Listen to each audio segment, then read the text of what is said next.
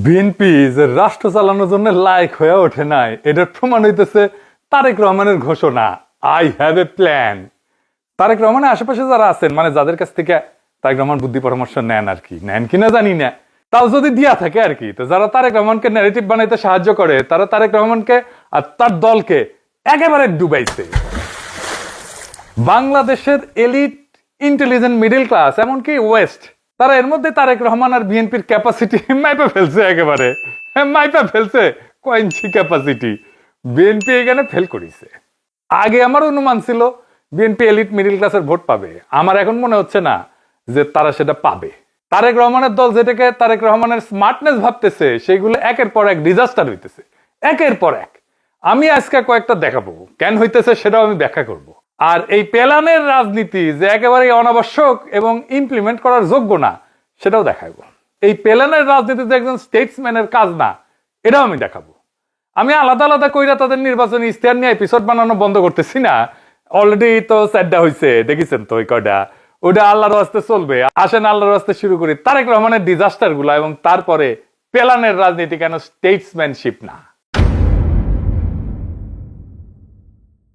তারেক রহমান সাংবাদিকদের ডাকিছিলেন না, উডি তো মাহফুজা নামে একটা বক্তব্য দিছিল। আচ্ছা, একটা ইন্টারেস্টিং কথা কই, মাহফুজা নাম, মতিউর রহমান, ছায়ানার উদিসি কি তাদের ভিকটিম হুড নিয়ে কান্নাকাটি করতেছে, আমাকে রে মারিছে, আগুন জ্বালে দিছে, করছে না। যারা কইছিল এরা দুনিয়া উল্টে দিবে সিকুর পাইরা, ওদের জিজ্ঞেস করেন জোকের মুখে কোন নুন পড়িছে। যাই হোক, ওটি মাহফুজা নাম কইতেছে পরিবেশের এত বিপর্যয় হয়েছে যা আমাদের ভূগর্ভস্থ পানি স্তর 80 থেকে 90 গজ নিচে চলে গেছে।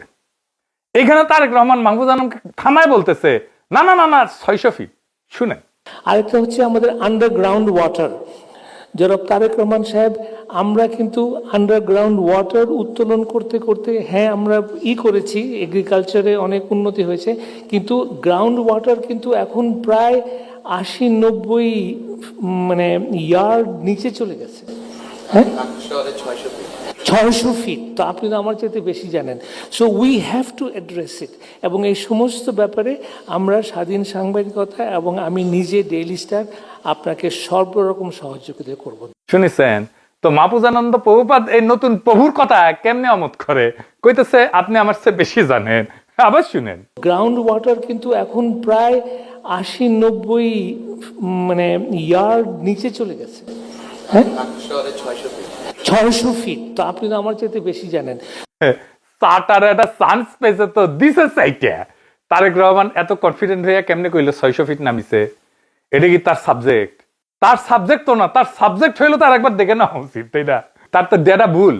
পানির স্তর 600 ফিট নামে নাই, কত ফিট নামিছে সেটা আরেকটু দেখি, আসেন। ঢাকার ভূগর্ভস্থ পানির স্তর 1990-এর দশকে 25 মিটার গভীর থেকে পাওয়া যেত। 10 সালে 60 মিটার, আর 23-24 সালে 85 থেকে 65 মিটার নিচে পাওয়া যাচ্ছে। মানে আগের তুলনায় পানির স্তর অনেক নিচে নামিছে, এটা সত্য। মাহফুজা নাম ঠিক কথাই কইছে, মাহফুজা নাম ঠিক ডেটাই দিছে, তারেক রহমান ভুল কইছে। কিন্তু মাহফুজা রহমান এতই স্যাটপি যে নিজে যে ঠিক কইছে এটা কবিতাটি। এই জন্যই রাষ্ট্র বিপদে পড়ে। তারেক রহমানের সামনে যায় কবে আপনি আমার চেয়ে বেশি বুঝেন, এটা কইলে যদি একটু সদয় হয় তারেক রহমান।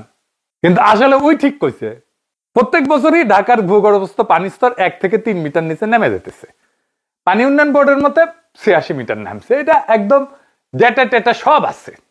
দেশের 2/3 এলাকা তো ভূগর্ভস্থ পানির স্তর প্রচলিত জায়গা থেকে 1 থেকে 3 মিটার নিচে নেমে গেছে শুকনা মৌসুমে। অনেক গ্রামগঞ্জে এখন পানি পাওয়া যায় 30 ফুট বা তার চেয়েও গভীরে, আগে যেখানে আরো কম গভীরে মিলতো আর কি। তার মানে ঢাকা শহরে তো এদিকে 600 ফিট, 600 ফিট না, 85 থেকে 90 মিটার, মানে 280 থেকে 300 ফিট। 600 ফিট মানে হচ্ছে 183 মিটার। তার মানে ঢাকায় যে সমস্ত জায়গায় ভূগর্ভস্থ পানির স্তর পাওয়া যাচ্ছে সেটা 85 থেকে 90 মিটার গভীরে, যেটা 600 ফিটের অর্ধেকেরও কম, মানে 300 ফিট। 300 ফিট কইতে গিয়া 600 ফিট কইছে। এ তো দেখি আরেক শেখ মুজিব 3 লাখ কইতে গিয়ে 3 মিলিয়ন কইয়া দিছিল। শেখ মুজিব তো অঙ্কে ফেল মারতো, যদিও আঙ্কেরে বাংলা লুথার কিং নিজেই কইছে সে অঙ্কে কাঁচা। তুমি যে বললে তোমার অঙ্ক করতে ভালো লাগে না, তোমাকে একটা সিক্রেট কথা বলি, অঙ্ক কিন্তু আমারও খুব ভালো লাগতো না, অঙ্ক দেখলে আমিও ভয় পেতাম। তো 600 ফিট ধরে নিয়ে বাংলার লুথার কিং যে প্ল্যান বানাবে সেটা কোনো প্ল্যান হবে, কোনো কাজে আসবে? আপনারাই কন তো। তাহলে কি প্ল্যান বানাইছে ওই? আরেকটা জিনিস দেখি, বিএনপি রিল বানানো প্রতিযোগিতা করলো না সেটা নিয়ে। তো এই রিল বানানোর প্রতিযোগিতাতে যারা ভালো করলো তাদের তারেক রহমান মিট করবে, দেখা করবি, তো করলো। সাথে তারেক রহমানের মেয়েও ছিল, ভালো কথা। তো এটি কারা কারা আসিছিল জানেন? এই মালদা আসিছিল, বিএনপির অনলাইন সিপাল সালার। যারা জামাতকে ভোট দিতেছে প্রবাসী, তাদের সম্পর্কে কি বলে শুনেন, আগে শুনে নেন, তারপরে ওর কথা করছি। কিছু কিছু প্রবাসী দেখলাম যে তারা পোস্টাল ব্যালটে দাঁড়িপাল্লায় ভোট দিছে এবং তারা গণভোটে হ্যাঁ ভোট দিছে। আবার সেই ভোট দেওয়ার ভিডিও তারা ধারণ করে আবার সোশ্যাল মিডিয়াতে আপলোড করছে। তা আমার কথা হচ্ছে যে তারা এত খুশি মনে হেসে খেলে সুন্দর করে যে ভিডিওটা বানায় সোশ্যাল মিডিয়াতে আপলোড করলো, তারা যে নিজের বউকে, যারা প্রবাসী এবং গাড়িপাল্লায় ভোট দিচ্ছেন, তারা যে নিজের বউকে জামাতের আমিরদের কাছে ইজারা দিচ্ছেন, এই বিষয়টা কি আপনাদের মাথায় আছে? শুনেছেন? এটা তারেক রহমান ডেকে নিয়ে গেছে, আবার কইছে তার কন্টেন্ট নাকি দেখে, তার মুখেই শুনেন। আমার আজকের এক্সপেরিয়েন্সটা অনেক ভালো। যেমন চেয়ারম্যান স্যার ফার্স্টে এখানে ঢুকে যখন সবার সাথে হ্যান্ডশেক করতেছিল, তখন উনি আমার সাথে হ্যান্ডশেক করার সময় বলছে যে I follow you a lot, that means a lot to me. কারণ চেয়ারম্যান স্যার এসে বলতেছে এমন একটা কথা, I was just hang on a moment and তারপরে আমি স্যারে বলছি it's a great thing to me sir. মানে বুঝতেইছেন, আমি জাস্ট হ্যাং হয়ে গেছি চেয়ারম্যান স্যার যখন এমন একটা কথা বলছে।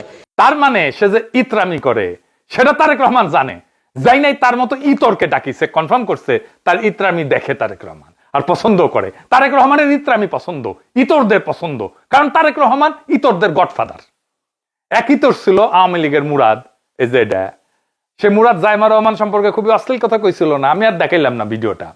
সেই মুরাদের মন্ত্রিত্ব গেছিল কিন্তু আওয়ামী লীগের আমলে, তার নমিনেশনও দেয় নাই পরে আওয়ামী লীগ। আর তারেক রহমান তার দলের একই মানের এক ইতরকে ডাইকা নিয়ে পুরস্কৃত করে, তাও মেয়েকে পাশে বসে। এই হইতেছে আওয়ামী লীগ আর বিএনপির তফাৎ। এই ব্যাপারে আওয়ামী লীগ বিএনপির চাইতে 1000 গুণ ভালো। C C C Tarek Rahman C. চান্দাবাজ ধান্দাবাজ এদের তো আশ্রয় দিতেছেনি, ইতরদের গডফাদার হইতে হবে আপনারে। যাই হোক, সেই রিল মেকারদের নিয়ে বৈশা তারেক রহমান বলতেছে দক্ষিণ কোরিয়া কন্টেন্ট মেক করে $12 বিলিয়ন আর্ন করেছে। শুনেন। আপনার জানা আছে সাউথ কোরিয়া খুব সম্ভব গত বছর কন্টেন্ট মেকিং থেকে কত আর্ন করেছে? $12 বিলিয়ন। শুধু আইটি কন্টেন্ট মেকিং থেকে $12 বিলিয়ন। একটা সাবজেক্ট থেকে। মানে একটা জ্ঞানের কথা কইছে, ডেটা কইছে, ডেটা করলে জ্ঞানের কথা মনে হয়, প্রচুর জানে মনে হয়। তাই রহমান কন্টেন্ট ক্রিয়েটারদের সাথে বসবেন, কন্টেন্ট ক্রিয়েটারদেরকে চমকাই দিতে হবে কিছু কুইয়া, তাই কিছু ডেটা লাগবে, কিছু ভালসুনকে বসে দিছে, এই ডেটা এনে দিছে গুগল টুগল কইরে আর কি। 600 ফিটের মতো, ওই যে 600 ফিটের ডেটা দিছিল না উনকা।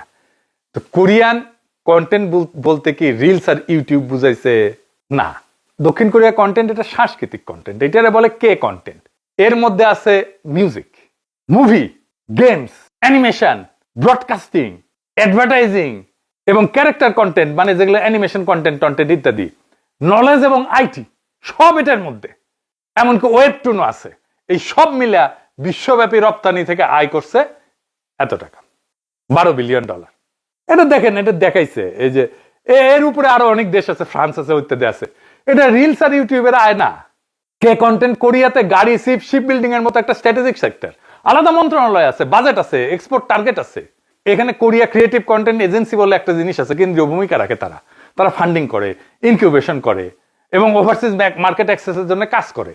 এইখানে এই কালচার কে কন্টেন্ট হচ্ছে রাষ্ট্রীয় সম্পদ। এটার আবার একটা স্পিল ওভার ইন্ডাস্ট্রি আছে, মানে এইটা দেখে দেখে অন্য ইন্ডাস্ট্রিগুলোতে যেটা ইফেক্ট পড়ে, যেটার মধ্যে ফ্যাশন আছে, কসমেটিক্স আছে। এই জন্যই জানি এই ইকোনমি সম্পর্কে আর কি। আমার একটা ট্রেনিং হয়েছিল যে আমার হয়েছে যন্ত্রণা, আমার আবার জাস্টিফাই করে দেওয়া লাগে কই থেকে জানিছি এইসব। আমি এসব কইলে বিএনপির ভালচুনগুলো আইসা কয় আমি নাকি সব জানতা। ওই তো আশেপাশে সব মূর্খ সোদাদেরকে দেখে, তাই ওই ভাবে ওদের মতো সবাই মূর্খ সোদা। যাই হোক, এবারে আসেন দেখি কেন তারেক রহমানের প্ল্যানগুলো ডিজাস্টার হইতেছে। তার যে সমস্ত স্পেকটাকল করার চেষ্টা করতেছে সেগুলো সবগুলো ডিজাস্টার হইতেছে। আসেন দেখি। বিএনপির বুদ্ধিজীবীদের একটা জায়গা আছে অনলাইনে, জানেন না? এই যে এটি বিএনপি সব প্ল্যানের মাস্টারদের পাবেন আর কি, কারা প্ল্যান গুলা করিছে। আমি একটা এক্সাম্পল দেখাই, যারে দেখাবো সে হেলথ নিয়ে প্ল্যান করিছে।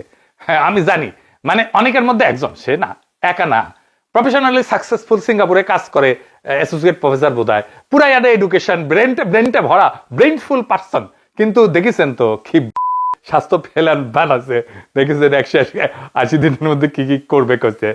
এর আগে ও কি করছে শোনেন, তারপরে বুঝবো যে আসলে কেন ওরা ভুল করিচ্ছে আর কি। আসেন তারপরে সমস্যাটা করছি শুনেন। আমার মিনিস্ট্রি অফ হেলথে একজন ডাক্তারও নাই। মিনিস্ট্রি অফ হেলথ ডাক্তার না, সরি, একজনও হেলথের ব্যাকগ্রাউন্ড নাই। মানে আমি কথাটা একটু এক্সাজারেট করলাম, একজনও নাই হয়তো ব্যাপারটা তা না, হয়তো একজন আছে। বাট হওয়ার কথা তো ছিল সবাই হেলথ ব্যাকগ্রাউন্ড। আমি বলছি না তাকে ডাক্তার হতে হবে, কিন্তু তার হেলথ সম্পর্কে তো জানতে হবে। তুমি সচিবের খবর নাও, আমি জানি না উনি কে, ওনার নামও আমি জানি না, কোন ব্যাকগ্রাউন্ড থেকে জানি না। আমি তোমাকে গ্যারান্টি দিতে পারি he is not from health background. সে এমন একটা ব্যাকগ্রাউন্ড, সে জীবনে কোনোদিন হেলথ চালায় না। শুনেছেন তো, মনে হইতেছে না বাস চমৎকার কথা। তো মন্ত্রণালয়গুলো চালাবে তো সাবজেক্টের লোকেরা, স্বাস্থ্য মন্ত্রণালয় ডাক্তার, গণপূর্ত সিভিল ইঞ্জিনিয়ার, ফিনান্স চালাবে ইকোনমিক্সরা, তারপরে ফিনান্সের লোকেরা, অ্যাকাউন্টিং এর লোকেরা, জনপ্রশাসন চালাবে এইচআর এর লোকেরা, প্রতিরক্ষা চালাবে আর্মি জেনারেল, স্বরাষ্ট্র চালাবে পুলিশের লোক, তাই না? এরা রাষ্ট্র আসলে কি, রাষ্ট্র কেমনে চলে এটাই বুঝতে পারেনি, জানেও না। রাষ্ট্রকে কর্পোরেশন ভাবিছে। ব্যুরোক্রেসি আসলে কি করে, ব্যুরোক্রেসির কাজটা কি, এটা আগে পরিষ্কার হওয়া দরকার। আসেন এটা বুঝে দেখি। ব্যুরোক্রেসির কাজ জ্ঞান উৎপাদন করা না, পলিসি তৈরি করা না। ব্যুরোক্রেসির কাজ জ্ঞানকে শাসনযোগ্য কাঠামোর রূপ দেওয়া, দুটো এক জিনিস না। এটা গুলে ফেললে বিপদ। ব্যুরোক্রেসিতে বরং সাবজেক্ট এক্সপার্ট থাকা উচিত না। বাংলাদেশের আমলাতন্ত্র, সেক্রেটারিয়েতে সচিব টচিব যারা আছেন আর কি, তারা বুঝে দেখেন কাদেরকে আপনারা ব্যাক করিচ্ছেন। দেখেন ব্যুরোক্রেট যদি সাবজেক্ট এক্সপার্ট হয় তাহলে সে মতাদর্শী খেলোয়াড় হয়ে যায়। সে ডেটা শুনবে না, কারণ সে নিজে জানে তো। সে কনসালটেশনকে দুর্বল করে ফেলবে, সে ভিন্ন মতকে থ্রেট ভাববে। এটা আধুনিক রাষ্ট্রের ডিজাস্টারের ফর্মুলা। পৃথিবীর কোথাও সাবজেক্ট এক্সপার্ট ব্যুরোক্রেট নাই। আপনি পৃথিবীর যে কোনো কার্যকর রাষ্ট্র দেখেন, ফাইন্যান্স মিনিস্ট্রিতে সবাই অর্থনীতিবিদ না, পূর্ত মিনিস্ট্রিতে সবাই ইঞ্জিনিয়ার না, ডিফেন্স মিনিস্ট্রিতে সবাই জেনারেল না, হেলথ মিনিস্ট্রিতে সবাই ডাক্তার না। এটি স্বাভাবিক, কারণ রাষ্ট্র চলে ডিভিশন অফ লেবার দিয়া, ফিউশন অফ ইগো দিয়া না। মানে হেলথ মিনিস্ট্রির কাজ কি? হাসপাতাল বানানো, বাজেট বরাদ্দ করা, বাজেট ম্যানেজমেন্ট করা, হিউম্যান রিসোর্স ম্যানেজমেন্ট করা, মানে মানব সম্পদের ম্যানেজমেন্ট করা, প্রকিউরমেন্ট পলিসি কোঅর্ডিনেশন করা, ক্রাইসিস ম্যানেজমেন্ট করা, তাই না? এর বাইরে তো কিছু না। কিন্তু ধরুন রোগ নির্ণয় করা, চিকিৎসা পদ্ধতি ঠিক করা, ক্লিনিক্যাল গাইডলাইন লেখা, এগুলো কার কাজ? এগুলো ডাক্তার গবেষকদের কাজ, পাবলিক হেলথ এক্সপার্টদের কাজ, এপিডেমিওলজিস্টদের কাজ। এইটা করে আলাদা প্রতিষ্ঠান, যেমন আমেরিকাতে আছে সেন্টার ফর ডিজিজ কন্ট্রোল, এইরকম প্রতিষ্ঠান করে। তো সেন্টার ফর ডিজিজ কন্ট্রোলকে মিনিস্ট্রি বানাই দিলে হবে? হেলথ ব্যুরোক্র্যাটের কাজ হলো এই যে জ্ঞানগুলো আসবে এক্সপার্টদের কাছ থেকে, এটাকে কিভাবে সিদ্ধান্তে, বাজেটে, সিস্টেমে ঢুকবে, এটা নিশ্চিত করা। এই জন্যই centre for disease control type body থাকে। আমেরিকার স্বাস্থ্য সংক্রান্ত সব নীতি কৌশল বানায় এই সিডিসি। তো মন্ত্রণালয়ের পাশে সিডিসির মতো একটা ইনস্টিটিউট লাগে কেন? লাগে এই জন্যেই যে ওইটা থেকে পলিসি আসবে, এখান থেকে ইমপ্লিমেন্টেশন হবে। সিডিসি মন্ত্রণালয় হয় না কেন? ওই তো চাচ্ছে সিডিসি কে মন্ত্রণালয় বানায় ফেলতে। মন্ত্রণালয় হচ্ছে এক্সিকিউটিভ বডির মধ্যে কোঅর্ডিনেট করে, সে নীতি বাস্তবায়ন করে ফ্রেমের মধ্যে। একটা ম্যাচিউর রাষ্ট্র ব্যুরোক্রেটকে নিউট্রাল কোঅর্ডিনেটর রাখে, সাবজেক্ট এক্সপার্টকে ইন্ডিপেন্ডেন্ট অ্যাডভাইজার রাখে, সিদ্ধান্ত নেয় ইনস্টিটিউশনাল প্রসেস দিয়া, ব্যক্তির জ্ঞান না, সিস্টেমের জ্ঞান ব্যবহার করিয়া। এই জন্য ভালো রাষ্ট্র বলা হয় তাকেই। এটা ইংরেজিত কইছে, আমি এটা বাংলা কইরা কইতেছি, ইংরেজি যেহেতু কইছে ঠিক আছে, তাই না? মানে ইনস্টিটিউট বা রাষ্ট্র এমন হইতে হবে যেন সব চাইতে স্মার্ট মাইন্ডসেট চাইতো রাষ্ট্র প্রসেস স্মার্ট হয়। বুঝেছাও? ব্যুরোক্রেসির কাজ ডাক্তার হওয়া না, ডাক্তারদের শোনা, শিক্ষক হওয়া না, শিক্ষাকে সংগঠিত করা, অর্থনীতিবিদ হওয়া না, অর্থনীতিকে শাসনযোগ্য করা। যে রাষ্ট্র ব্যুরোক্রেসিকে সব জানতা বানায়, সেই রাষ্ট্র শেষ পর্যন্ত ডিজাস্টার হয়, পুইরা সেই রাষ্ট্র শেষ পর্যন্ত ভেঙ্গে চুরে পড়ে। এইখানে জ্ঞান চুপ করে, ক্ষমতা কথা বলে, আর নীতির জায়গায় অহংকার বসে। এখানে রাষ্ট্র নীরবে পতন ঘটে। এই একই মাইন্ডসেট থেকে তারেক রহমানের আই হ্যাভ এ প্ল্যান কথাটা আসছে। কিরকম? রাষ্ট্র চালাইতে প্ল্যান লাগে না। কেন লাগে না? রাষ্ট্র কোনো পাওয়ার পয়েন্ট প্রেজেন্টেশন না, রাষ্ট্র কর্পোরেশন না। রাষ্ট্র এমন একটা জিনিস না যেখানে একবার প্ল্যান বানায় 5 বছর চালানো যায়। এখানে মেলা ভ্যারিয়েবল কাজ করে, মেলা, জাতীয়, আন্তর্জাতিক, পরিবেশ, পৃথিবী, সবকিছু মিলে অসংখ্য ভ্যারিয়েবল, যেটা প্রতি মুহূর্তে চেঞ্জ হয়। আপনি দেখতেছেন না? মানে আমার রাষ্ট্র কেমন চলবে, এটা আমেরিকা কি করতেছে সেটার উপরে ডিপেন্ড করে আমার প্ল্যান বলতে যাবে। তো ট্যারিফ বদলে দিল, আমার সবকিছু প্ল্যান চেঞ্জ হয়ে যাবে। একটা নতুন ইনোভেশন হইলো, সব প্ল্যান চেঞ্জ হয়ে যাবে। আর্টিফিশিয়াল ইন্টেলিজেন্স আসলো, সব প্ল্যান চেঞ্জ হয়ে যাবে। আমি কখনোই আগের প্ল্যানে রাখতে পারবো না। একটা দেশে একটা যুদ্ধ লাগলো, সব প্ল্যান চেঞ্জ হয়ে যাবে। এমনকি কর্পোরেশনও কোনো প্ল্যান এইভাবে 1 বছরের প্ল্যান করে এক্সিকিউট করা যায় না। প্ল্যান একটা সর্বোচ্চ অনুমান, আর এই অনুমান তখনই ভেঙে পড়ে যখন বাস্তবতা বদলায় যায়। প্ল্যান ধরে নেয় ভবিষ্যৎ জানা, কিন্তু ভবিষ্যৎ জানা থাকে না, এটাই বাস্তবতা। আর প্ল্যান এভাবে করা যায় না, কারণ রাষ্ট্রের বাইরে থেকে, রাষ্ট্র কাঠামোর বাইরে থেকে, ব্যুরোক্রেসির বাইরে থেকে আমি আমার রাষ্ট্রের, বাংলাদেশ রাষ্ট্রের শক্তি দুর্বলতা এগুলো কিছুই জানি না। আমি আমার ব্যুরোক্রেসি কতটুকু পাওয়ারফুল সেটা জানি না, কতখানি এফিসিয়েন্ট সেটা জানি না, কতখানি দক্ষ সেটা জানি না। তো আমি এমন একটা জিনিসের উপরে বৈশাখ প্ল্যান করতেছি, জানি না যে আমার প্ল্যানটা এক্সিকিউট করবে তার শক্তিটা কেমন। কোম্পানি জানে, কারণ কোম্পানি তো রিক্রুট করে। তারেক রহমান তো রিক্রুট করেনি সচিবদেরকে, সে তো জানে না রাষ্ট্রের রিসোর্স কতটা গভীর, কোন স্ট্র্যাটেজিক এগ্রিমেন্ট আছে কিনা। আজকে যে মিত্র রাষ্ট্রের, কালকে সে শত্রু হয়ে যাবে। আজকে যেটা বাজার, কালকে সেখানে নিষেধাজ্ঞা বসবে। আজকে যে প্রযুক্তি, কালকে সে অপ্রাসঙ্গিক হয়ে যাবে। প্রত্যেক দিন নতুন কন্ডিশন তৈরি হয়, যুদ্ধ, ভাইরাস, মহামারী, মুদ্রাস্ফীতি, জলবায়ু সংকট, আর্টিফিশিয়াল ইন্টেলিজেন্স, সামাজিক বিস্ফোরণ। এই দুনিয়ায় আগাম প্ল্যান কাজ করে না, করবে না। জোর করে এইভাবে প্ল্যান কাজ করানো যায় না। তাহলে প্রশ্নটা পরিষ্কার, রাষ্ট্র চালাইতে তাহলে কি লাগে? রাষ্ট্র চালাইতে লাগে ডক্ট্রিন, যে আমি কিভাবে সিদ্ধান্ত নেব, কিসের ভিত্তিতে সিদ্ধান্ত নেব, সেটারে বলে ডক্ট্রিন। আমার ওইটা জানা থাকতে হবে। লাগে ইনস্টিটিউশনাল ইন্টেলিজেন্স, লাগে অ্যাডাপটিভ ক্যাপাসিটি, ফ্লেক্সিবিলিটি লাগে। প্ল্যান কি বলে, বলে আমরা কি করব, আর ডক্ট্রিন কি বলে, কিভাবে সিদ্ধান্ত নেব। প্ল্যান সবসময় স্থির, ডক্ট্রিন জীবন্ত। ডক্ট্রিন মানে পরিবর্তনের ভেতরেও দিক না হারানো, পথ না হারানো। ডক্ট্রিন মানে কনফিউশনের মাঝে সিদ্ধান্ত নেওয়ার নীতি। আজকের বাস্তবতায় ডক্ট্রিন আজকের সিদ্ধান্ত নেয়, কালকের বাস্তবতায় কালকের সিদ্ধান্ত নেয়, কিন্তু একই নৈতিক প্রাতিষ্ঠানিক মেরুদণ্ডের উপর দাঁড়ায়। ডক্ট্রিন অ্যান্ড ইনস্টিটিউশনাল ইন্টেলিজেন্স আর অ্যাডাপটিভ ক্যাপাসিটি, তিনটে জিনিস লাগে। শক্ত রাষ্ট্রের হাতে প্ল্যান থাকে না, শক্ত রাষ্ট্রের হাতে থাকে ডিসিশন মেকিং গ্রামার। এই গ্রামার শেখায় কখন অপেক্ষা করতে হবে, কখন ঝুঁকি নিতে হবে, কখন পিছাইতে হবে, কখন আঘাত করতে হবে, কখন চুপ থাকে সবচেয়ে শক্তিশালী সিদ্ধান্ত। দুর্বল রাষ্ট্র প্ল্যান বানায়। এই রাষ্ট্রের প্ল্যানিং এর, দীর্ঘমেয়াদী প্ল্যানিং এর বিষয়টা আসিছিল কমিউনিস্ট রাষ্ট্র থেকে, সোভিয়েত ইউনিয়ন থেকে আসিছিল, স্ট্যালিন করেছিল। এটা স্ট্যালিনের 5 সালা পরিকল্পনা ছিল, 5 বছর প্ল্যান করিত। এই যে 19বিংশ শতাব্দীর কথা, আগের শতাব্দীর কথা, ওর পরে 100 বছর পার হয়ে গেছে দুনিয়া। ওই সময় রাষ্ট্র ছিল খুব দুর্বল, সোভিয়েত ইউনিয়ন। সেই জন্য দুর্বল রাষ্ট্র প্ল্যান বানায়। রাষ্ট্র যত শক্ত রাষ্ট্র জাজমেন্ট তৈরি করে, কারণ প্ল্যান ব্যর্থ হইলে রাষ্ট্রই ভেঙে পড়ে। ডক্ট্রিন থাকলে রাষ্ট্রের রূপ বদলায় কিন্তু ভাঙে না। এ কারণে ইতিহাসে টিকে থাকে তারা।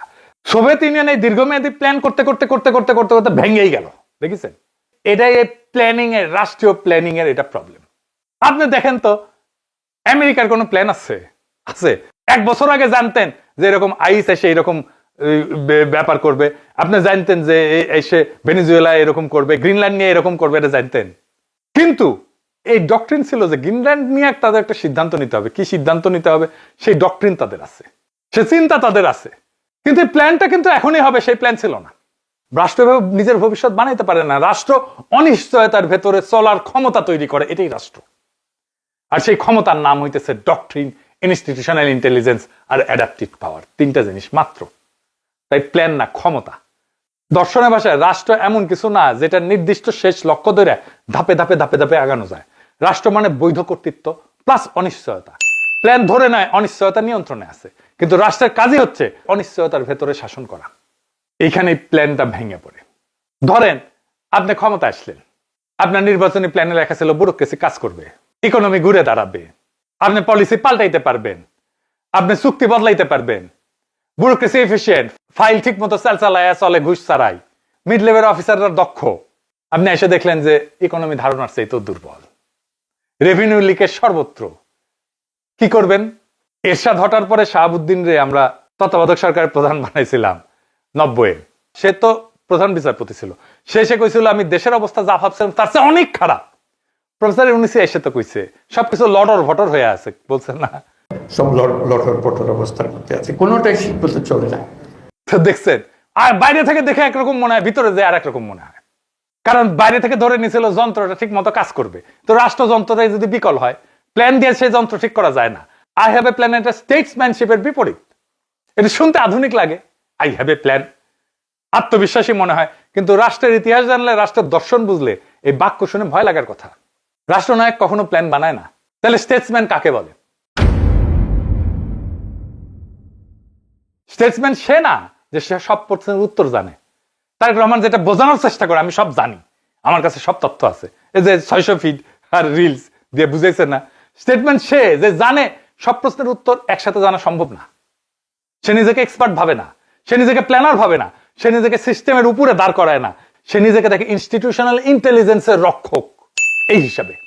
সে যখন বলে আই হ্যাভ এ প্ল্যান, সে আসলে বলতেছে রাষ্ট্র আমার মাথার ভেতরে, জটিল বাস্তবতা আমার নকশায় ধরা পড়বে, আমি সব পড়তে বেশি বুঝি। এটা রাষ্ট্রনায়কত্ব না, এটা চিফ প্ল্যানার সিনড্রোম। রাষ্ট্রনায়ক আর রাষ্ট্রের চিফ প্ল্যানার এক জিনিস না।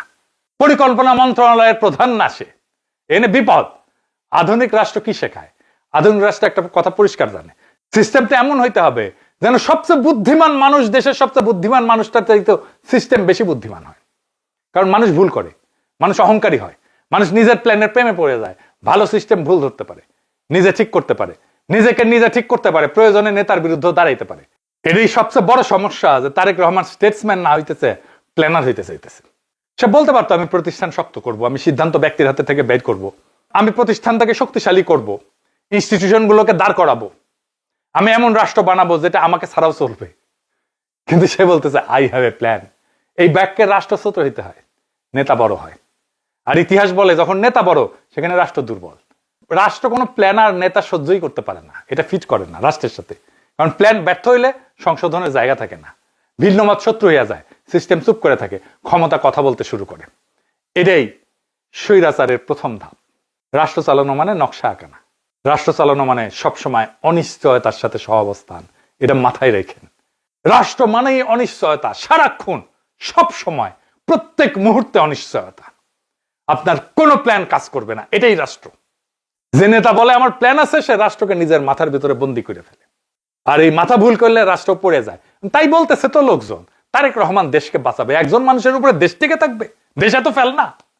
তো হে বিএনপি বুঝে গেছে যে ভোটে জিতবি না, কান্নাকাটি করিচ্ছে, ভোটের জন্য কি কান্নাকাটি করিচ্ছে দেখেন। আপনাদের হাতে বলছি একটা বারের জন্য আমার বাবাকে, আমার রাজনৈতিক বাবাকে একটা বারের জন্য আপনারা সুযোগ দিবেন। আপনাদের কাছে একটা বারের জন্য একটা ভোট দিতে চাই। একজন মানুষকে কিন্তু ভোট দেবেনি, আপনারা জানাই চাই। ভোট কিন্তু করে রাখতে পারবেন না। এই কাঠুয়াদের উন্নয়নের জন্য, ফকিপুরের উন্নয়নের জন্য আপনাদের কাছে আমার বাবার কথা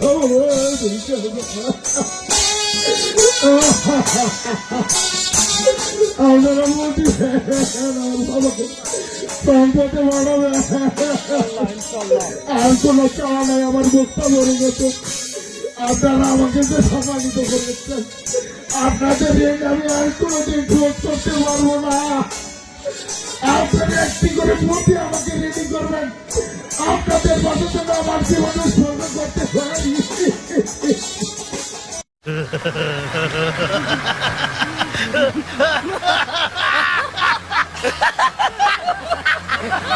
এডিটে সাহেব, আপনি মানুষ ভালো না, এই কান্দনের পরেও হাসি দিলেন।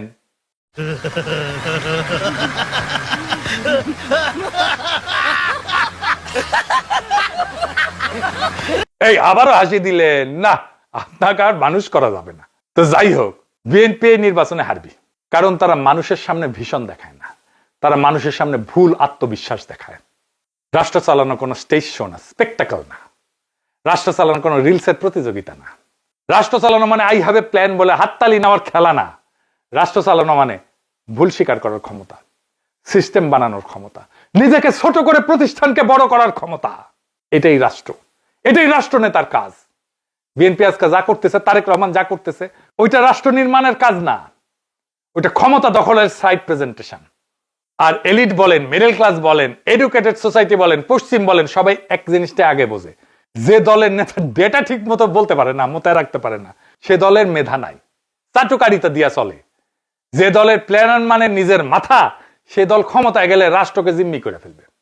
এরা নির্বাচন যাইতে পারে, প্রচারণা চালাইতে পারে, এবং আমি মনে করি ধানের শীষ এবার ভালো করবে, অনেক ভালো করবে। গত নির্বাচনের চাইতে 20 গুণের মতো বেশি সিট পাবে। গত নির্বাচনে তো 5টা পেয়েছিল, তাই না? তো তাহলে 20 গুণ হলে কয়টা হয় হিসাব করে নেন। বিএনপির রাষ্ট্র চালানোর কোনো ক্ষমতাই নেই, ওদের ওই হ্যাডমই নাই, রাষ্ট্র বুঝেই না। রাষ্ট্র যে বিচক্ষণতা দিয়ে চলে, যে ইন্টেলিজেন্স দিয়ে চলে, সে বিচক্ষণতা পুরা বিএনপির সিস্টেমের মধ্যে নাই। সেজন্য ওইখানে বাংলাদেশের ভবিষ্যৎ নাই। আজ থেকে মনে রাখবেন, বিএনপির সমস্যা ইস্তেহার না, বিএনপির সমস্যা তারা এখনো রাষ্ট্র শেখে নাই, তারা রাষ্ট্র বোঝে নাই, রাষ্ট্র কেমনে চলে কেমনে চালাইতে হয় সেটা জানে না। তারা নির্বাচনে শুধু অংশ নেয় কিন্তু ভবিষ্যৎ বানায় না। আমরা সেই ভবিষ্যৎ বানাবো, সেই ভবিষ্যতের পথে যাত্রা শুরু হবে 12ই ফেব্রুয়ারি নির্বাচনের মধ্যে দিয়ে। সেই দিন আমরা বাংলাদেশের জনগণকে আবার বিজয়ী করব ইনশাল্লাহ। ইনকিলাব জিন্দাবাদ।